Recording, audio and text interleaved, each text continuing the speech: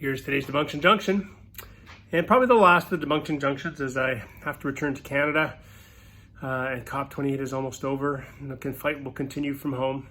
So where are we at? Well, the biggest news overnight was that the global stocktake draft was released yesterday, and the wording has a lot of people up in arms. The biggest concern is there was some hope at some point that the words unabated phase down or phase out of fossil fuels would be in there.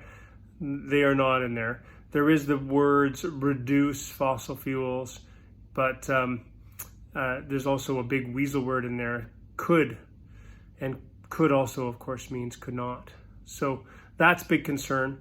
And there was also no mention of workers, just transition, how to support communities, a lack of information on adaptation, a lack of financing mechanisms to allow for adaptation, in particular those of developing countries. So what does that mean? Well, there's a lot of pushback.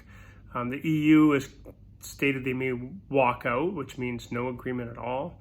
There's been the other commitments that this needs to change before countries sign off on it. So this has the beginnings of a huge failure on the UAE's hands, on the president's hands. And so the hope is that this is recognized, the language will be changed. There will be acknowledgement of the huge problem that civilization faces, and a recognition of what we need to do to get there.